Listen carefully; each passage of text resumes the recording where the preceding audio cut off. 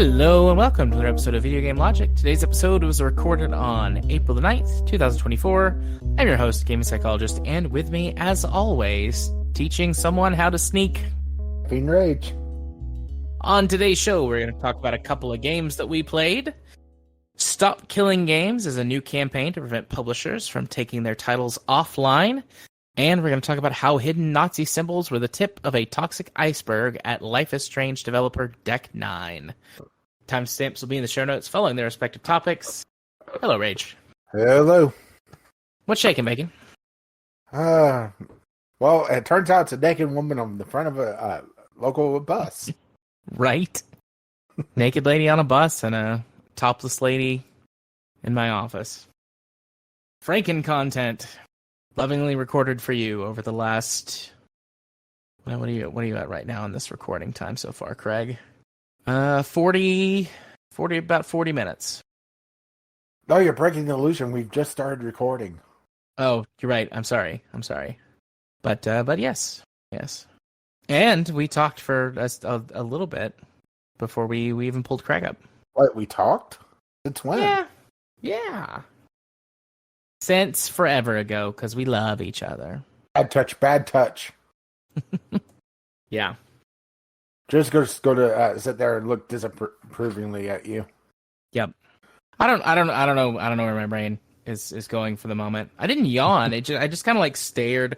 I've got some Legos sitting beside me. Just like a box of random Legos, because I'm using Legos to build like some sort of random kind of set piece things for a D&D session. Yeah. They're going to be used like once, and I don't want to 3D print like some terrain pieces that are going to get used once and then just like sit around for me going like, how can I reuse this oddly specific like layout for like a jumping puzzle?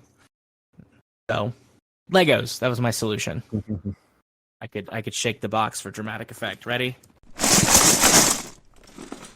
ASMR.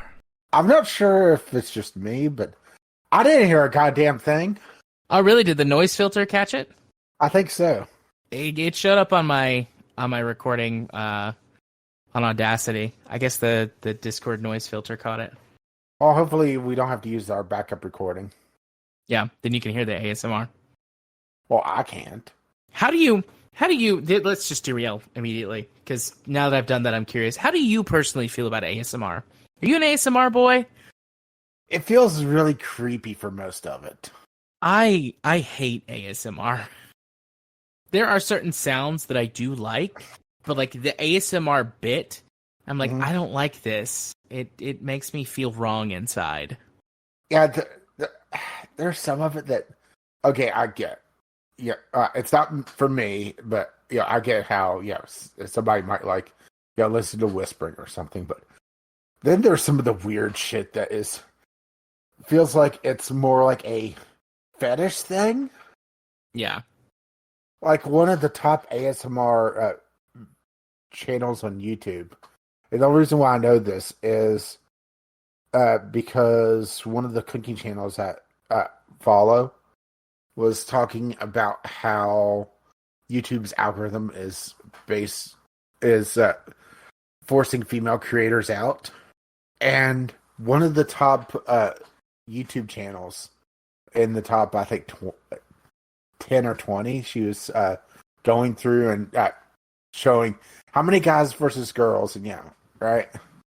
It is a slime ASMR, and it just seems so gross. Yeah, that does feel grody. I also I doubly, especially triply hate like the eating thing. What is that called? Mukbang? Is that what that's called? I hate that. Yeah, that's as a fat guy. If I needed to watch somebody eat far too much, there's this little thing called a mirror. Oh, buddy. I mean, I'm right there with you, but oh, buddy. Like, it doesn't, like, I don't feel weird or grossed out watching people eat, like, normally. Like, that's something that happens every day. I eat lunch with my coworkers. I eat dinner with my family, like, whatever. Yeah, but this is extreme eating, Yeah. It's very weird to me. So, yeah. Now, seeing somebody, like, trying a bunch of things is a little bit different than that. It's not them gorging themselves. Yeah. There's a couple channels that I watch that has they'll try various things from this is gonna sound hilarious, but let's go for it anyway. There's this gay Japanese couple that I watch occasionally, and they'll get all the seasonal treats from 7-Eleven, which outside of context, it sounds like seasonal treats from 7-Eleven. Sounds a little odd, but Japanese 7-Elevens are absolutely amazing. Just convenience stores in Japan are completely different from U.S. ones. There's no mummified hot dogs that's been on the roller since the service station came into existence, right? Yeah, since it first opened its doors in 1982. Hey, wait a goddamn minute here. But I have seen some some travel videos and stuff that show off Japanese convenience stores. They feel more like fancy bodegas than what I think of as a gas station or a convenience store in the South. There are some nicer places here, but we don't have anything like a bodega here.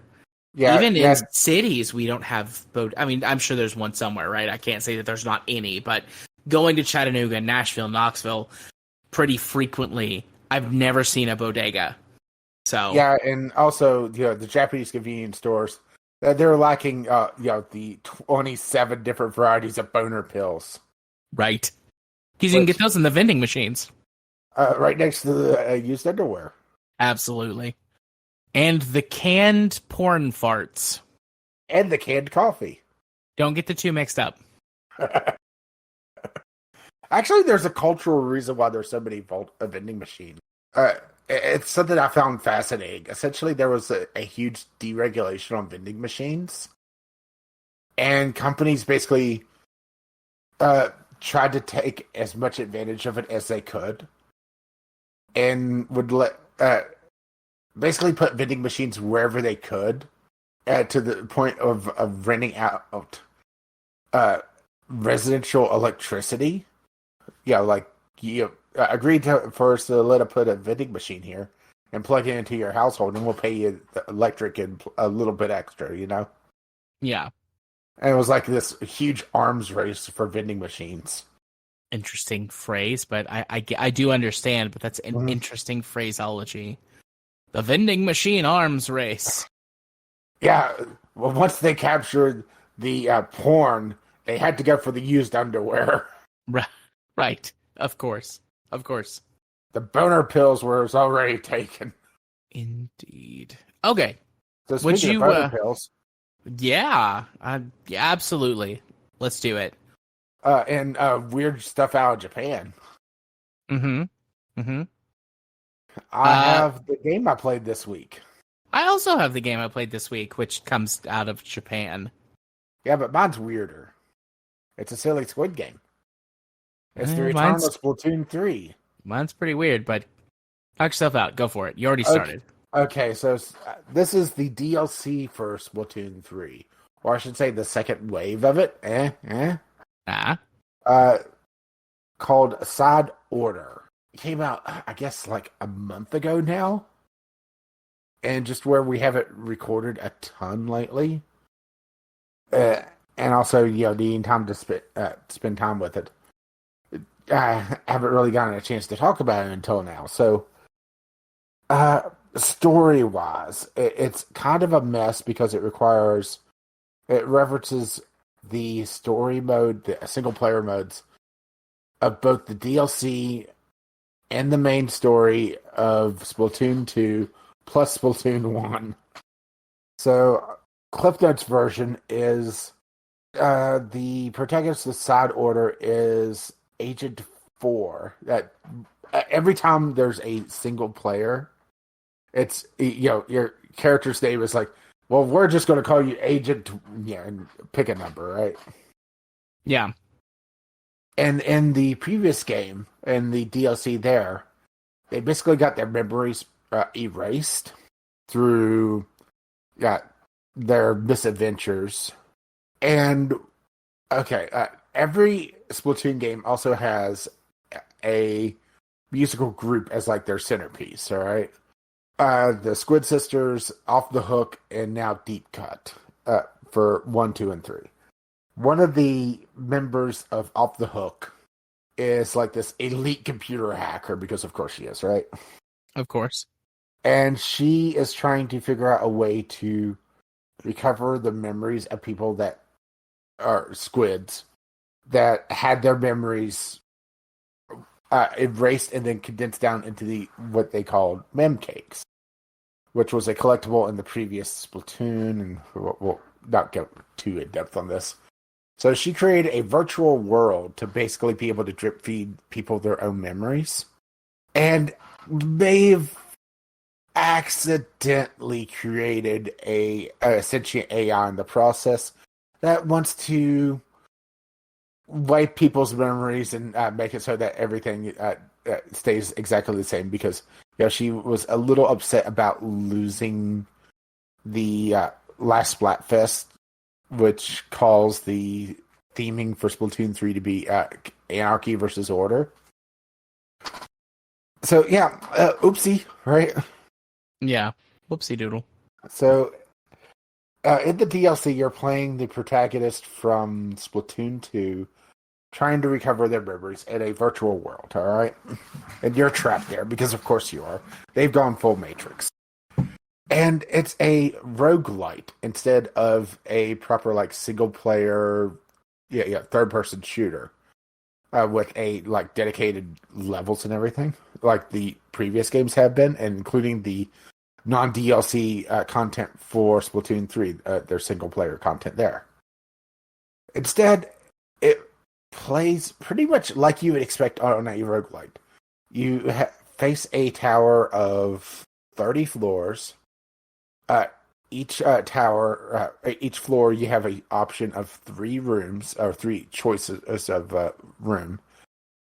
And you tackle the rooms one at a time, moving up the tower, fighting bosses along the way. Seems pretty simple, right? And I think that's kind of my problem with the game, is that they have the bones here of a really, really good game, or really good DLC, but they don't do enough with it. So your objectives on each of the floors is one of 4 different things. There's a just kill selected enemies, kill portals, protect a zone, which is a mode borrowed out of, I should say 5 things. Out of the multiplayer, where you have to paint a certain area with your ink, because remember, this is Splatoon, you're shooting ink, because, right? Right. Shoot, basically, shoot balls to get them into a scoring zone, essentially. Or there's, and now I'm blanking on the 5th one. I just had it, it's on the tip of my tongue, and I'm blanking on it, but pretty much all your objectives involve either shooting or protecting something. But the enemy variety is extremely lacking. There's 10 different enemies total, not counting bosses. And there's only a pool of 4 different bosses, with the end boss being the same every time. It feels a little disappointing that they didn't go more in on this, because there's so much potential here. You start every run with a particular set of weapons, a primary weapon, a secondary, and a special. And as you progress through the levels, your room choice dictates what chip you get to put in your palette. And some of them are very mundane, like a certain percentage of damage increase, pretty bog standard boring.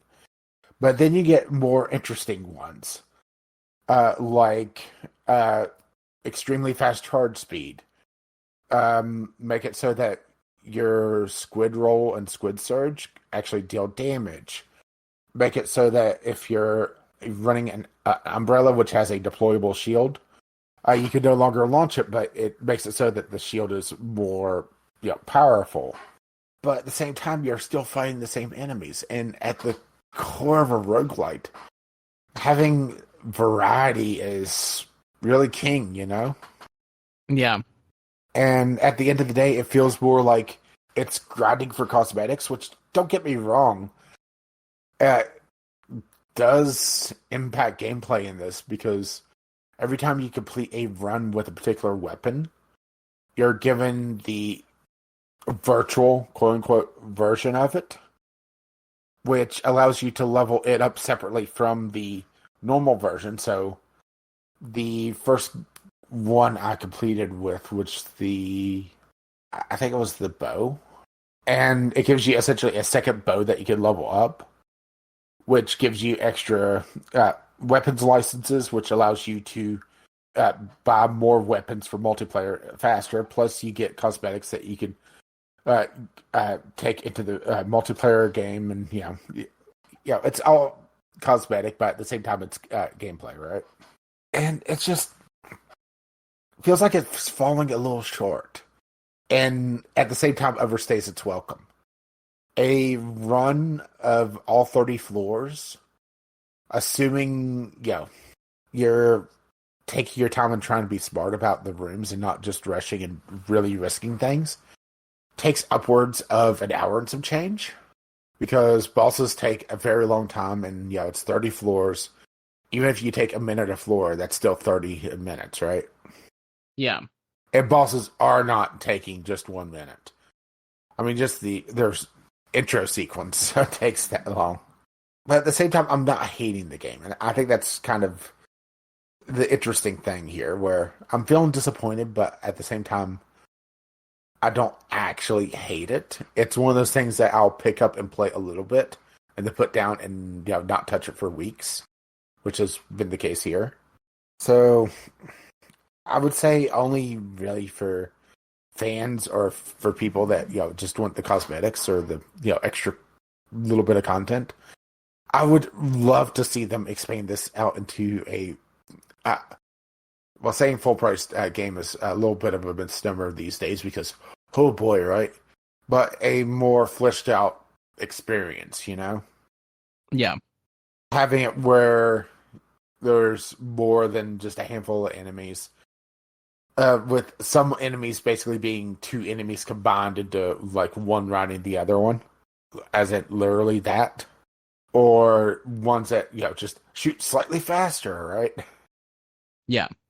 I would love to see them flesh this idea out into a more proper title, but at the same time, it doesn't feel like it overstays its welcome, because it doesn't feel like it's too expensive for what it is, because I think it was $20, and it's part of a secondary thing. So it's not the greatest cost gameplay benefit I've had, but I've enjoyed my time with it for the most part. Just wish there was more. Any questions? No. No questions. I'm not a.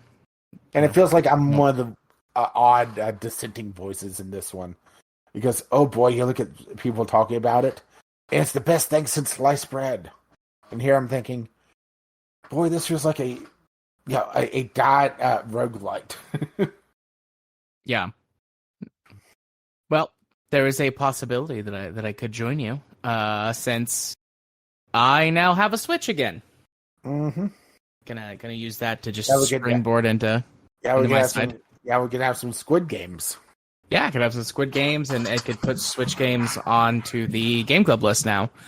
I don't have very many, but so I've talked about this to you. I think I've mentioned it on the show a couple times, but there's a local sort of secondhand shop here called McKay's. They do trading credit for stuff, and I have been taking in trading credit for months and months and months, like stuff to trade in, because my mom, whenever she empties and gets rid of books and movies and whatever, like I sent you a few things. I've kept a few things for myself, but for the most part, like everything that I get goes to McKay's when I make trips down there. So I've got all this trade credit that's built up. And I went in I think it was 2 weeks ago,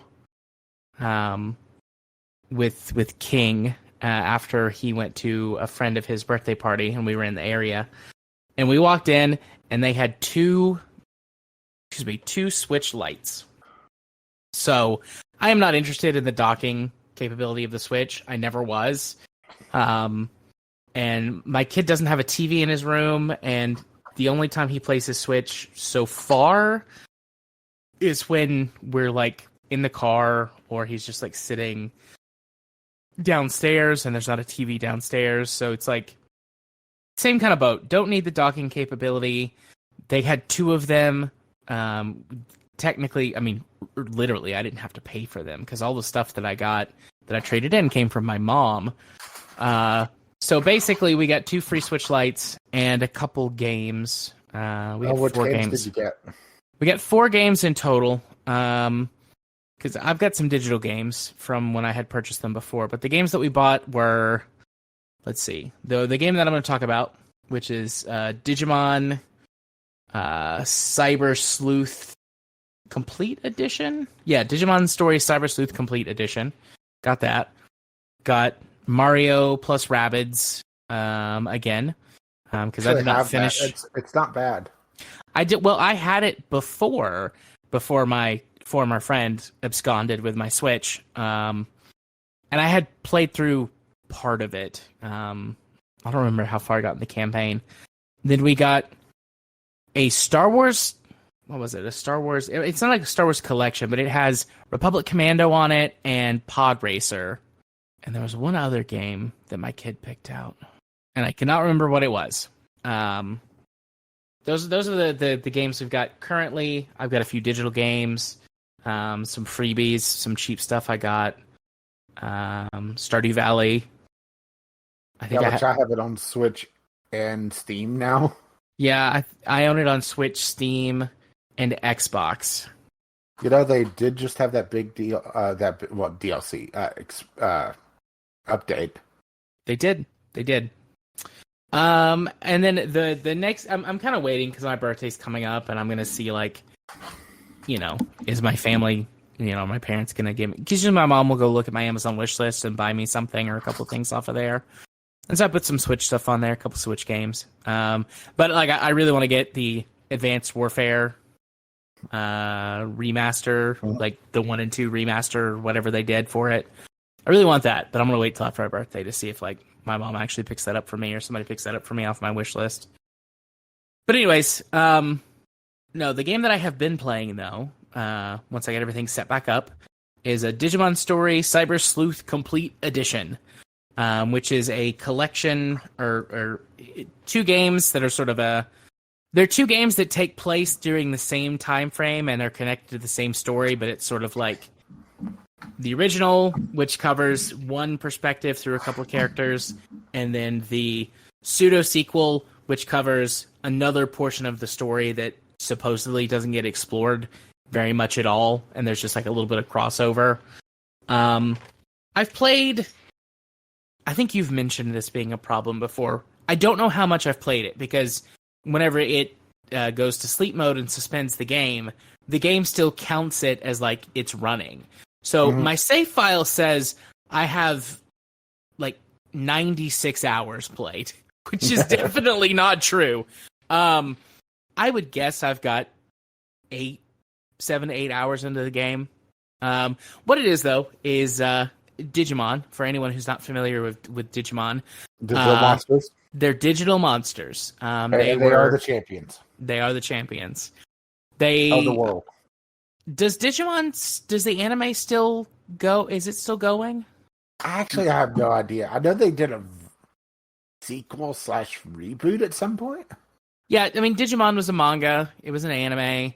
There have been a number of Digimon games over the years. It was never as popular as Pokemon, but I think it was more popular than Monster Rancher and several of the other kind of monster battling anime that I have seen. But it's the same sort of thing. The game is divided into two parts, the real world and the digital world. And your character specifically, for story reasons, is a digital human hybrid. And so your physical body enters into the digital world of Digimon and then also can exit and roam around the real world of Japan. Damn.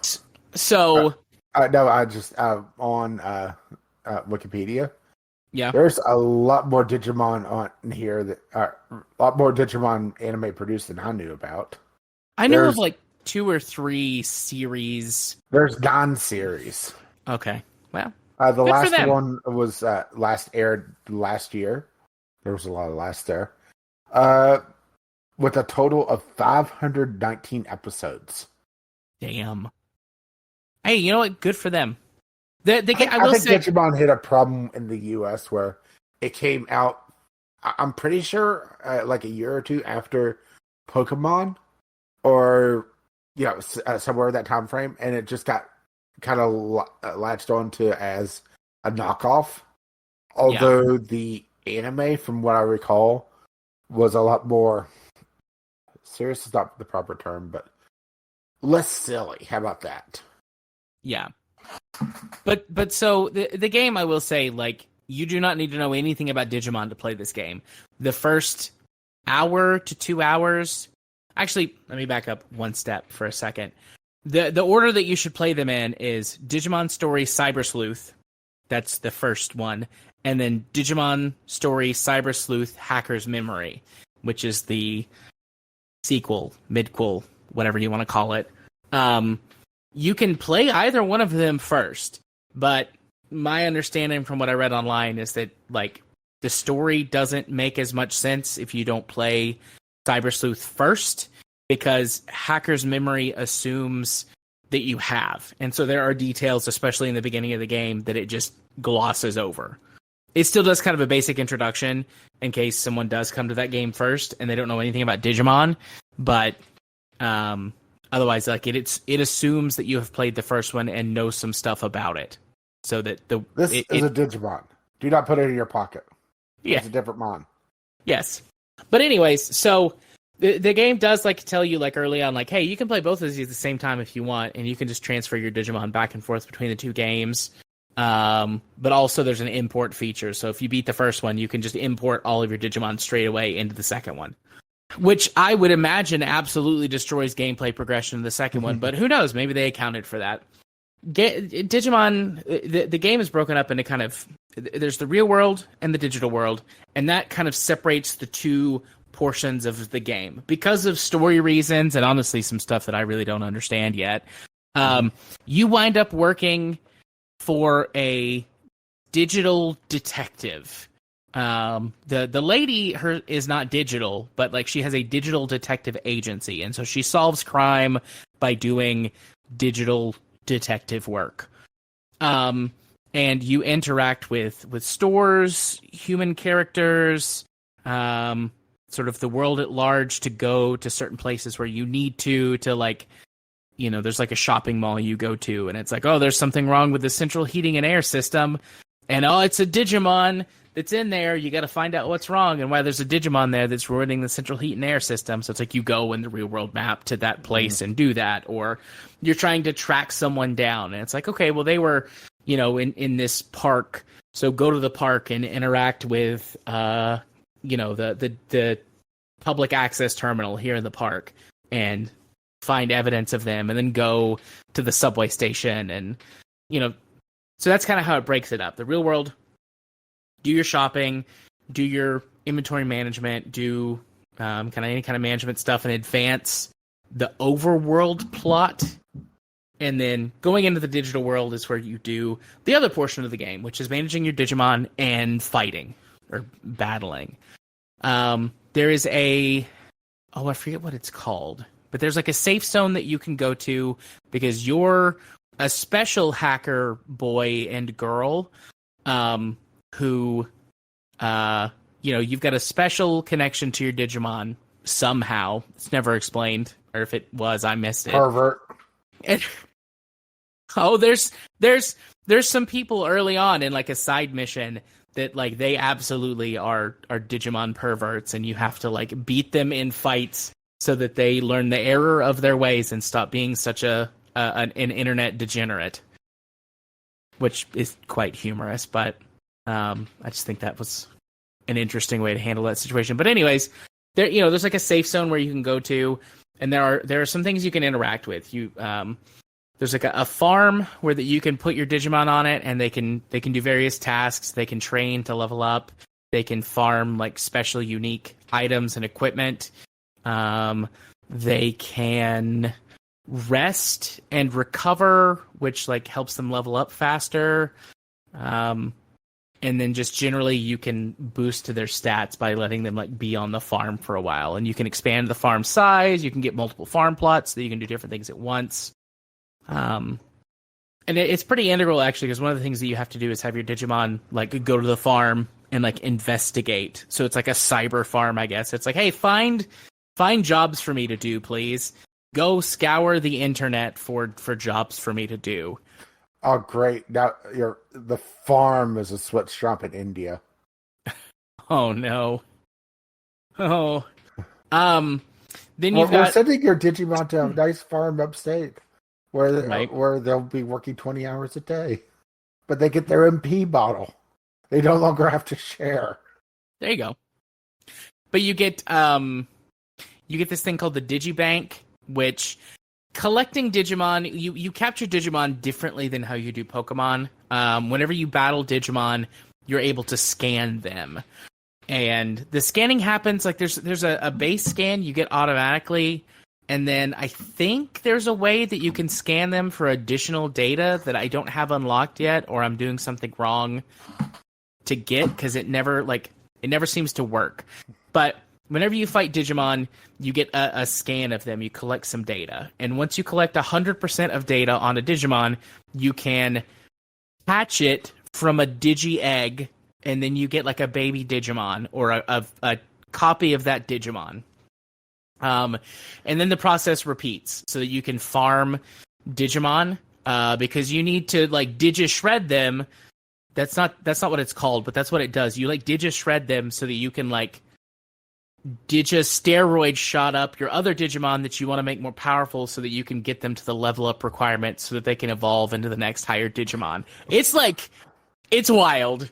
It's still a lot kinder than Power World, where you just beat them into submission with a stick. That's true. And then like carve them up to serve them to your other pals. But so there's this process you go through of farming Digimon data so that you can like literally farm Digimon, and then munch them down and feed them to your favorite Digimon so they get strong enough to level up and evolve. Every Digimon goes through evolutions just like how Pokemon do, but you get to pick the evolution, and there are requirements as you expand your like Digidex.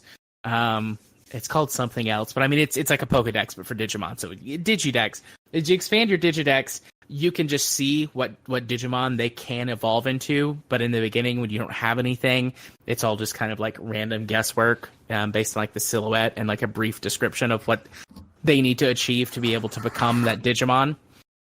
And you can level them up, and every time you can evolve them rather. And every time you evolve them, it resets the level back to 1.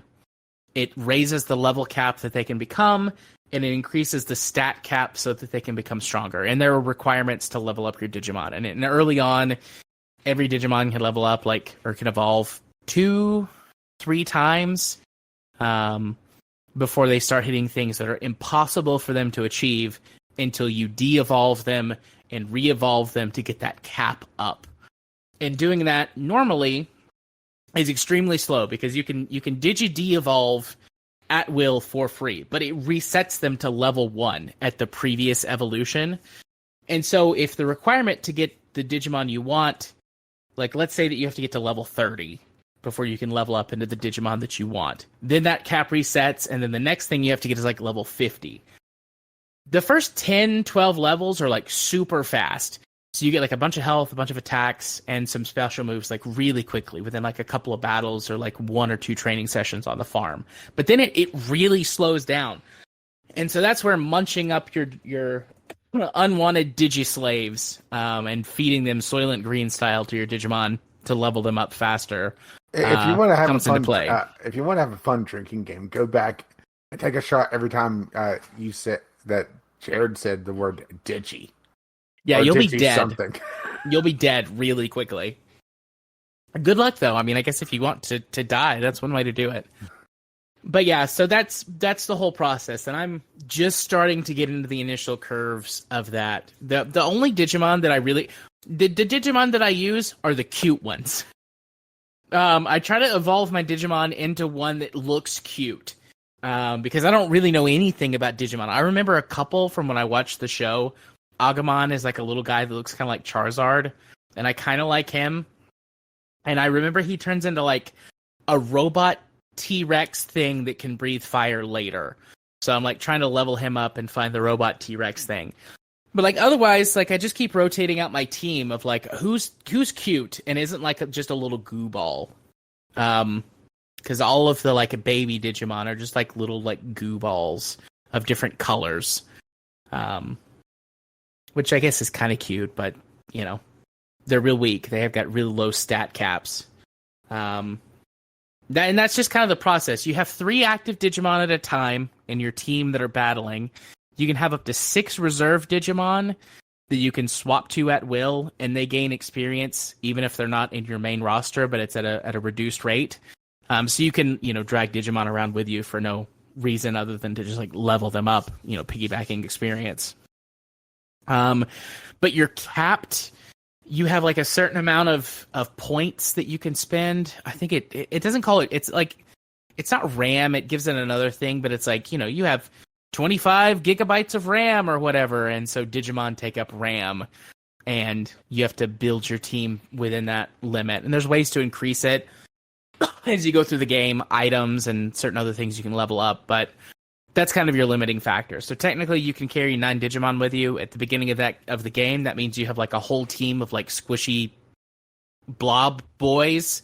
I can only have 4 Digimon with me at a time. 1 squishy blob boy, and then like 3 good Digimon. And my team roster is full. There's an online battle system which nobody uses at this point because you have to have the Nintendo paid online service for it to work. Mm-hmm. You can do local network battles though, but we only have 1 copy, so I can't fight my kids' digi things. Slaughter them. Yeah, and then there's the battle system itself, which I'm in 2 minds about.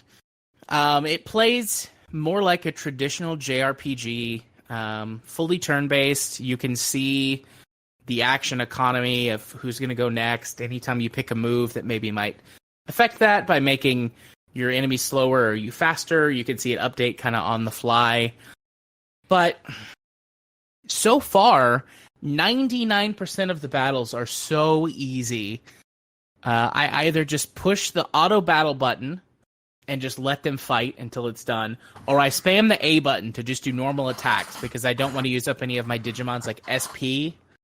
Mm-hmm. There have been like 3 fights so far in the entire game that I'm like, okay, I need to look at this. Because there's the whole rock, paper, scissors thing. There's different types, you know, fire, water, grass, normal. So, you know, there's different types. There's like Intel, AMD.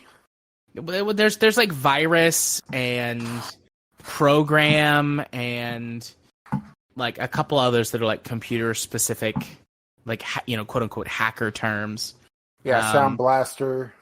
Nice. But yeah, you know, there's that whole rock, paper, scissors thing going on. And of course, like I said, there are moves that can buff and debuff and whatnot. But three battles, I've paid attention to that. And the rest of the time, I'm just like, okay, spam A to do normal attacks as fast as possible, or just press the plus symbol, which is what turns on and off auto battle. And just turn it on and then leave them to fight. That's pretty much it. I mean, you solve, you know, there's a story, there's an overarching story, but a whole bunch of the game is like based around you grinding your Digimon to make them stronger. and collecting all the Digimon. So there's a whole bunch of side quests that are investigations. You can turn up infinite sort of procedural quests by having your Digimon do the like investigation mission on the farm. And then there's a repeatable like battle thing you can do, like a tournament with other NPCs in the game and their like Digimon rosters. And as far as I can tell, that seems infinitely repeatable. There might be a cap on it, but if there is, I haven't got there yet. So far, I haven't lost a single match against the AI. So there's pros and cons. I like it. I think it's fun. There's a lot of like kind of silly, like weeby, like teenage Japanese humor on there that I can kind of vibe with. The characters are pretty interesting. They're pretty tropey, like anime tropey, but that's okay. I think that's fine. And I think a lot of the Digimon are cute. So far, that has all been enough to hold me over. But I'm like 8 hours in. The game is only just now starting to open up, and even then, it's like crawling at a glacial pace. One gripe before I'm done, and we can move on. It has tank style controls. Why? With fixed camera angles. Oh. Good question. I don't know. This game came out in, I think, 2015. It was on PlayStation originally. I'm not sure if it was on the PSP or PS4 first, but still, both of those games should be able to have a fully rotatable camera. So there are times that the tank control thing is like, God damn it. I was pushing down, and now I'm going back and forth through the same area, and I've triggered a random battle. There are times when that has happened, and that's really frustrating. But battles are so easy, it's like, well, I guess I'll just hit auto battle and get some digi data. I think that's the biggest thing. Like, if it bothers you that the battles are really easy and you don't have to think about them and you're just like skipping through them, you're gonna hate this because there's a lot of grinding with few major battles so far that you have to pay attention to, between or a lot of time between those. So if you being like, oh, the battle system sucks, I'm not interested. Fair enough.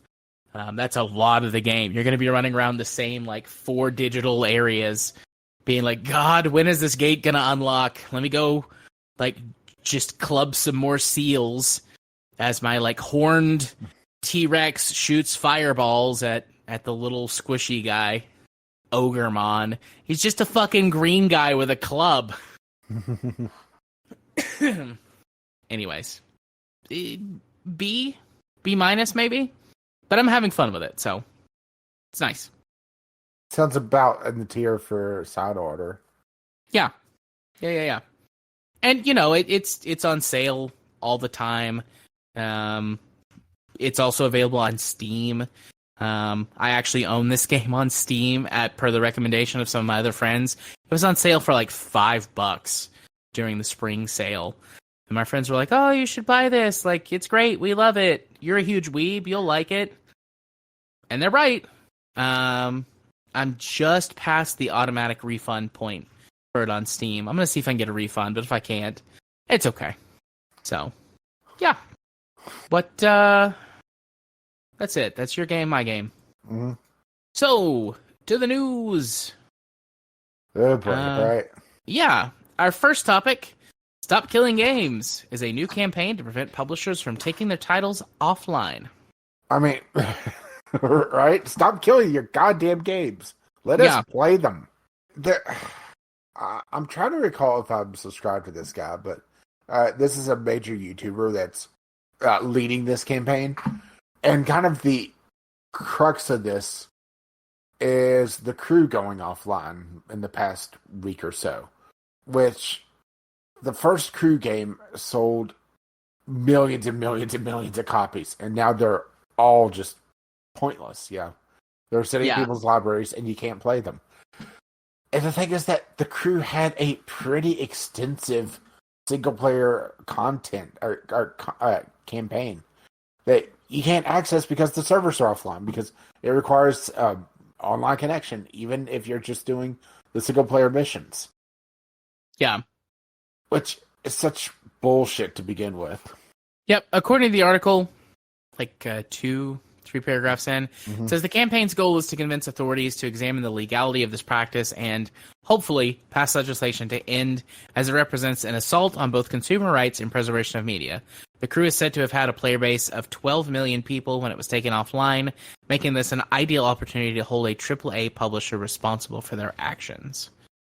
It doesn't say, I'm guessing that is not active.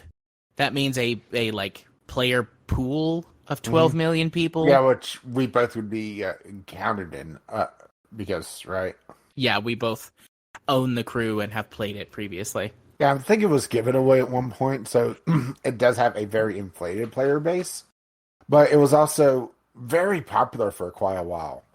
And then they moved on to a sequel that kind of missed the point of the idea of it, by introducing airplanes. And now they're just going full on Forza Horizon clone. Yeah. Which don't get me wrong, I do enjoy my Forza Horizon, but the crew already was very arcadey. I don't need over-the-top arcade like Horizon. If I wanted Horizon, I'd be playing Horizon, right? Yeah, exactly. That's not to say that they can try, but it once again feels like the Diet Cola, Yeah. So, yeah, I've had this roller coaster. Maybe roller coaster is a bit of an exaggeration, but I have mixed feelings about this. Not in the sense that is it good? Is it bad? No, it's bad.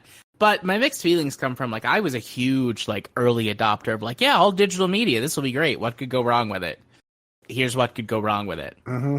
I switched to almost exclusively digital only digital only media in, I'm going to say 08, 09.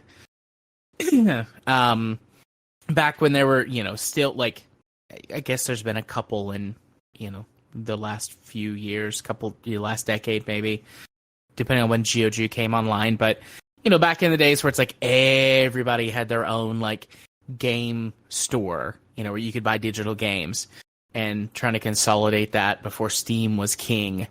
And then buying games on the Xbox, on Xbox Live when it was the Xbox Live Arcade, I think, where you could get a bunch of smaller games, and then they start offering digital purchases of games. But I have been a huge digital only person for forever. I hate having too much physical stuff. But man, sometimes I'm I've got a disk drive that I could just pop my case open and slide it in there. There's a whole world of media I could gain access to with a disk drive. Yeah, but the thing is that this is really a symptom of digital gaming. This is a symptom of always online gaming. Because, the crew had a physical version. This is just another point of developers chasing the newest, shiniest thing while still forcing online DRM, because that's, at the end of the day, what at least part of this is. Yeah. And whenever, it's no longer financially viable, or, it's not viable enough, because that's also the other part of this, is just the greed component, where it's not making enough money. It's still it's not costing them money, but it's not making enough money, and they can write off sunsetting the servers as a tax write-off, or they can move that hardware to something else. And I just look at older games that, while yes, they still had digital footprints or digital versions, they still were physical as well, and they still have this problem. Let's pick one almost at random. Darkspore. Darkspore is the sequel to Spore, which was a roguelite-ish game, but was always online, even if you played single player only. And it's been dead for years now because EA pulled the plug on the servers. Can't play it at all now. Although, to be fair, that's not a great loss, but the point still stands. Yeah. what we really need, and the U.S. is not going to do this because this requires far too much demanding of corporations. And at the end of the day, corporations own the government through both legal and shady means. Which, boy, that sounds like I'm wrapping myself in tinfoil and being conspiracy theorist. But no, look up lobbyists, right? Yeah. There is far too much money in politics for consumer protection to really be at the forefront of most politicians' minds. Not all of them. I'm not saying every single politician is in the pocket of corporations, but they seem few and far between these days, you know? Yeah. And while I would love to see legislation passed to protect games as an art form, to be able to go back and play these games, or at least make it so that whenever a game is sunset like this, they put out the server code so that legal copies could communicate with one another. There's far too much behind the scenes, I think, to really be able to make that one viable. But also, why would they want to do that whenever it might take attention away from the new shiny thing? Yeah. Now, we've seen corporations sit on IPs for decades and shoot down fan games and fan projects because they might someday want to make that game again, you know? Yeah. I hate to be the cynic. Actually, no, that's not true. I like being the cynic. But I wish I didn't have to be at this point. Yeah. No, I agree with you. You like to be the cynic, but it sucks to kind of always be the cynic. I just wish they would prove me wrong. You articulated what I was trying to say, I think, a little bit better, just because I'm got a little hung up on my own history of games and sort of the evolution of digital gaming and always online requirements. But yeah. I find myself playing games and looking at games more and more these days of well, could I play this game 10 years from now when I decide to come back to it randomly? And if the answer is no, I'm less likely to buy it, especially if it's going to cost me, any significant amount of money. So there's a few exceptions here or there, but let's see. I've installed some games that, okay, looking at my Steam library for what's installed right now. I installed Star Wars Empire at War Gold Pack because I wanted to play that game again. I believe that game came out originally in the early to mid 2000s, and the last time I played it was in 2017. But on Steam, I've only played that game for 12 and a half hours, but in total, from the 2 or 3 times I've owned that game, a couple hundred hours, few hundred hours maybe. So, yeah. Stuff like that has a lot more value to me than it used to. But anyways, yeah. Excuse me. Are you ready to move on to our last news topic? Yeah. Our other news topic?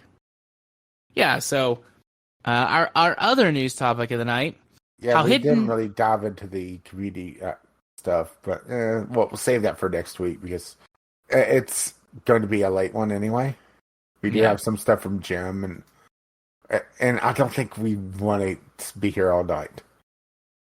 So, Jim, we do see your Roblox stuff, but we're going to save that for when we're fresh. How about that? Yeah. So yeah, how hidden Nazi symbols were the tip of toxic iceberg at Life is Strange developer Deck 9.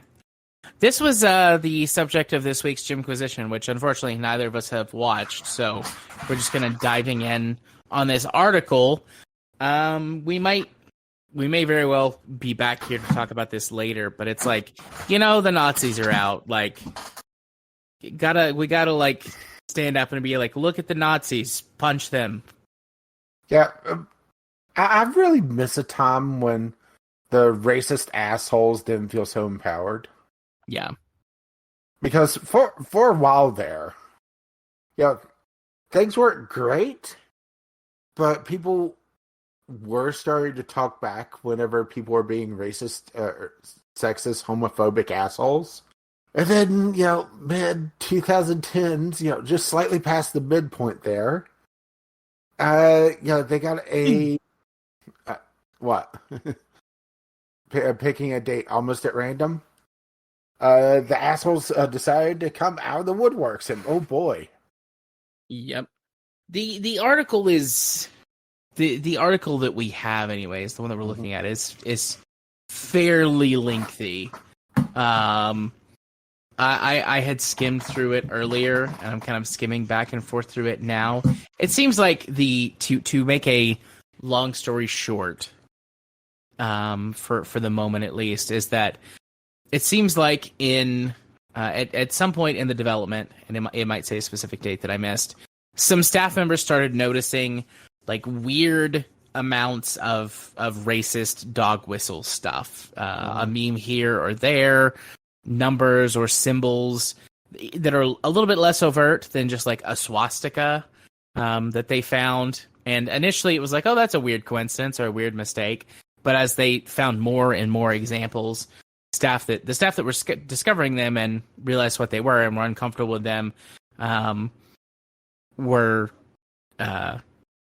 sort of ignored, that management didn't really do anything about it, and that progressed for some time. Looks like there's some internal issues with the company, as there's some unrest, and like understandably so. Like if you're working with people and it's like, hey, this is Nazi shit. Like, and we're not making a World War II game. We're not making a game that like directly deals with the Nazis, and you've got Nazi shit here. And then nothing happens. Like I would not be comfy. I wouldn't want to stay around there. That's kind of a shame that Life is Strange ended up with these guys, because we both were very praised for praising the first game, and lots of people have praised a lot of their games for realistic, healthy, adequate portrayal of marginalized people or difficult and intense situations. And they've got a lot of symbolism in their games anyways. Like there's a lot of messages that are kind of on the nose about the queer communities and struggles that people with mental illnesses face, and et cetera, et cetera. There's plenty of subtext too. So it's not like that there's no subtext in these games and that somebody or some groups of people wouldn't notice like harmful subtextual imagery and messaging.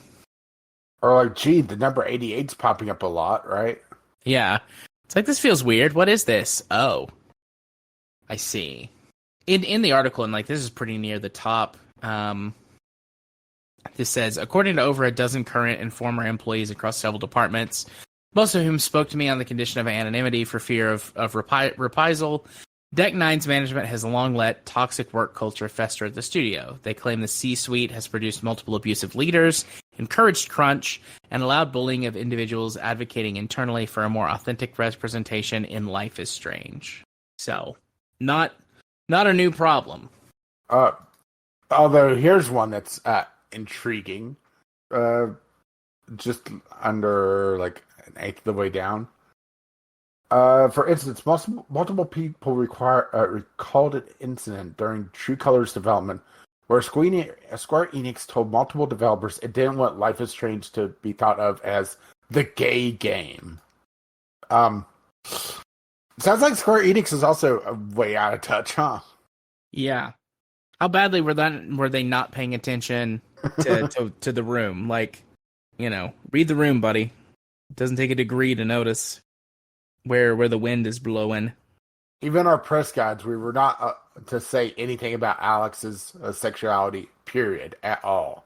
This is from True Colors, the third Life is Strange, or fourth, depending on where you put Before the Storm. Yeah. It's sad to see just yet another developer being absolute pieces of shit behind the scenes, and now it's coming up, and it makes me not really want to touch Life is Strange again, even though I do have Life is Strange 2, and I've had it and not played it because it feels like it would be a great game club game, Yeah. I'm so cynical now. I don't know. Like, I would imagine there was a time where this kind of stuff was surprising to me, but like, it has not been surprising to me for a long time. And again, like, I think at most of these places, most of the people are somewhere between good and fine. If there weren't good, thoughtful, introspective people working at these studios, or, I guess in this example, working at this studio in particular, like, Life is Strange would not exist and would not be the game that it was. Like, I think most of the people are good, but whenever people who are, I see this, but like in my work as well, people who are abusers, people who are narcissists, people who are, these types of people, they're very good at getting into positions where they have some power over someone else. And then they exercise it. They exercise it to be unkind, unhelpful, or just generally like do harm because it makes them feel good to be in charge. And I'm making a bit of a generalization about some stuff that's going on here, but it's like these people worm their way into the echelons of power, like everywhere. Every game studio, every film studio, every company that is large enough, like, has these people in it. And I'm just not surprised anymore.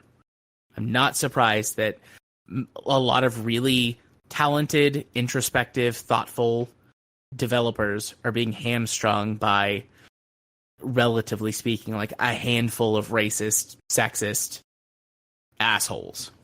And I hate that. I hate that I'm like, oh, yep, it's another one. Sucks that it's this studio. Oh, well. Like, I hate that that's my feeling on it. I mean, we also both live in the South, so it's also, I think, less surprising to us. Yeah. In very, very, very red states. I don't think I'm surprised. I'm more just disappointed because it makes me want to step back from a series that I look forward to diving back into. Yeah. Especially since Don't Nod is pretty much completely hands off with Life is Strange now, and they're doing their own thing. And it seems like disappointing us there, but that's Game Club. Yeah. So, yeah. I still think at some point I'm going to play the Life is Strange games. I want to honor the people who, like I said in that spiel I just made, I want to honor the people who are talented and worked hard and were introspective and, et cetera, et cetera, et cetera. I might be less inclined to pay full price for them. And depending, I guess, on how the situation turns out, I may be less inclined to pay for them at all. But I would still like to play the games. Maybe I'm in a different position than I used to be. I might find if there are individuals who have broken off or, other sort of projects, other ways to support the to just simplify it, the good people here. I might do that and then just, pirate the Life is Strange games. That way, none of my money goes to, a shitty studio. But that's... I mean, you can always donate to LGBTQ charity. Yeah, that doesn't directly help the people, though, who are making the games. I know. It's tough. There's no ethical consumption under capitalism. Let me just get up on my, on my soapbox here. I won't. I'm not going to do that, but this just feels like one of those bad situations. Why's it got to be Nazi shit? I mean, not that, like, other stuff is necessarily, like, better. Like, other forms of racism and sexism are not good, but, like, Nazi shit is always the worst. I have such a, like, I never liked Nazis, right? Like, I was never, never into that stuff. Well, I did like shooting them. Yeah. And other than, like, from a historical perspective or from, my sort of, one of my side fascinations with, like, military history, like, other than that, like, I never was like, oh, yeah, the Nazis, they were pretty cool, right? Like, sucks that Hitler was so bad, but the Nazis, like, that was never, like, my, that's never been my vibe. But Hey, I gotta say one thing before we move on. Hitler did do one thing I approve of. He shot Hitler. He shot Hitler. Yeah, way to go, Hitler. There was that makes me think. There's a sketch, and I can't remember who did it, and you might have seen it before. But it's like a guy goes back in time. He's a time traveler, and he goes to kill someone, and like it's not Hitler. It's like a guy who did an atrocity, and it's like, yeah, I killed the guy, and I stopped the atrocity, which was, it wasn't good. Mm-hmm. It was still like 1,000 dead Jews or something, like a massacre. And I'm like, oh, well, when you killed that guy, that means we got this guy, and it's Hitler. Mm-hmm. Okay, since we're on Hitler now, one of my favorite writing prompts on r/writing prompts. I think it's the top one. I want to make sure I get it worded right. Writing prompts is just a short, like, prompt to write a short story. Yeah. Okay. It's the top one of all time on r/writing prompt, so it'd be really easy to find. The year is 1910. Adolf Hitler, a struggling artist, has fought off dozens of assassination attempts by well-meaning time travelers, but this one is different. This traveler doesn't want to kill Hitler. He wants to teach him to paint. He peels off his hood to reveal a fuzzy afro. He is Bob Ross. Aw. It's from 7 years ago, and it's just has amazing stories on it. Yeah, I may look that up later. Not later tonight, but just like later. That sounds really intriguing. But yeah, Nazi stuff just hits different because of the last 8-10 years in America. So, although speaking of Nazi stuff in like a different kind of way, like Band of Brothers has been showing up like crazy in my YouTube recommendations. I don't know what has got the YouTube algorithm going like, yeah, Band of Brothers, that's a good show. But like, it is, and I kind of want to watch Band of Brothers again. See some Nazis get killed. Yeah. Wasn't there a big kerfuffle in the last Wolfenstein game that came up that they were killing Nazis? Oh, I don't remember that. Was there?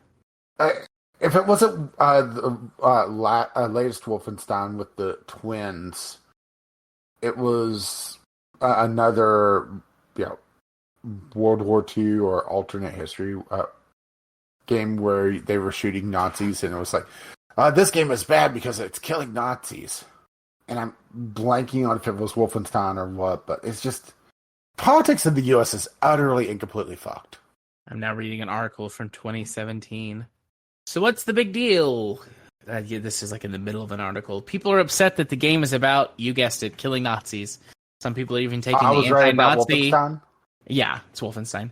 Some people are even taking the anti-Nazi, anti-fascism stance as a personal attack against Trump and Trump supporters.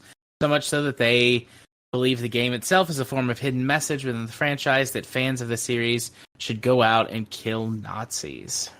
This is from October 10th, 2017, after Wolfenstein...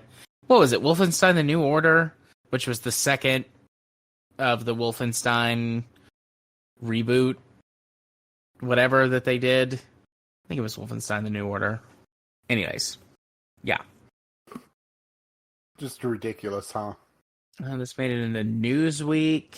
Nazi killing video game Wolfenstein 2 angers Nazis with Make America Nazi Free Again slogan. The article opens with, "It's a hell of a time in America when a video game taking an anti-Nazi stance is considered by some to be too controversial. Yet, here we are." Although, absolutely, make America Nazi free.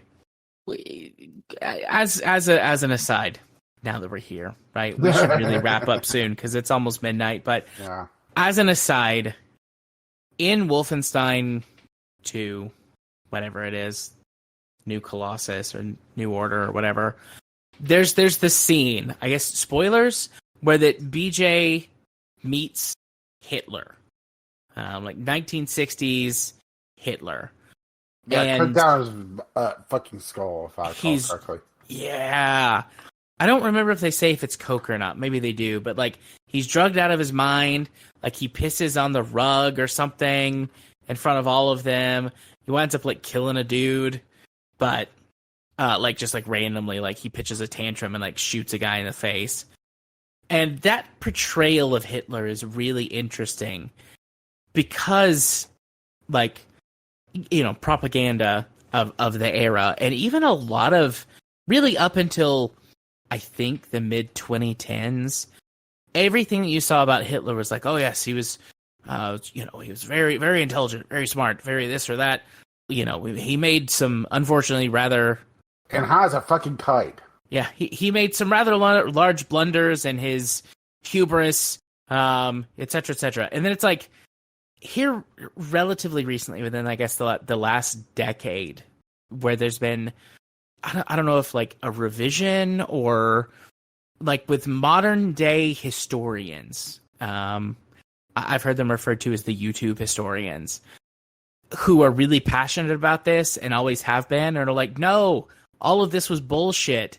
Here's all of the documents that we have in all of these libraries and all of these archives that show that, like, Hitler was an incompetent idiot who was partly, like, who happened to be extremely charismatic, but he was such a narcissist that he just could not handle real decisions, real power, real criticism. And it's like, that's a really insightful portrayal of Hitler, because that was right before that sort of revision that I'm aware of started to happen in more modern presentations of Hitler and World War II. And also the comparison to Trump is, like, apt, right? Like, the comparison is made all the time. Well, there's not enough adult diapers, but still. The comparison is made frequently between Trump and Hitler. And I do think the comparison is apt, but not for the reasons that most people seem to think about. Because they focus on the Nazi shit and the hateful shit. And, like, yeah, absolutely. Those things are present. But also, like, the incompetence, the childishness, the tantrums. Where's the charisma? He is extremely, like, because we're both, like, critical thinkers and we're not within that demographic, to us, it's bullshit. But he is extremely charismatic to the people that's what they think, like, leadership is. And that's what charisma is anyways. Just being able to convince somebody, anybody, that you're likable or attractive or interesting or whatever, whatever your goal is, being able to convince somebody. At the end of the day, that's what charisma is. And just because we're not the target audience doesn't mean that he's not a charismatic man. And he's extremely charismatic to his target audience. It just sucks that they're all ignorant assholes. It's been a long time since we've gotten really political on the show. And yet here we are. Fuck Nazis, man. Actually, don't fuck Nazis. Let's not breed Nazis. Punch Nazis as hard as you can in the dick. In the dick. And I guess if they're lady Nazis, punch them in the they're clit. still dicks. Right. Give them a swift kick in the vagina. I said it weird like that on purpose. You can cringe. That's fine. Oh, don't worry. I cringe quite a bit around you. Good to know. So yeah, are we ready to take us home, Rage? Ready to tell everybody them socials? Yeah, and we'll catch up on community stuff next week because I kind of had a feeling that things were going to go off the rails. Yeah, good feeling. So yeah, we'll catch up next week. Once again, if you wish to send us stuff, which we will definitely get a hold of, which we did cover some community stuff inadvertently. It wasn't the Nazi shit, it was the other shit. The Stop Killing Video Games was also Community Corner. I just linked to an article that gave a little bit more context. If you wish to send us stuff, though, you can do so at VGLpodcast@gmail.com with your letters, voicemails, game-related topics. Tweet us VGL Podcast or drop us a link over on Discord in that sub-Discord channel. Well, what's the proper term for that? Oh no, I'm far too tired. Discord channel. Yeah. Yeah, it's channel 4, right? Absolutely. Which you can find a link to that over at the top of VGLpodcast.podbean.com, which is paid for by our lovely, lovely patrons. VGLpodcast podbean.com. And if you wish to spread the love, you can find us on your podcatcher of choice. Our intro and outro music is On the Ground by Kevin McLeod. You can find his work over at Incompetech.com. And as always, as his lovely music starts to roll across my voice. Bye-bye now. see ya. Bye-bye.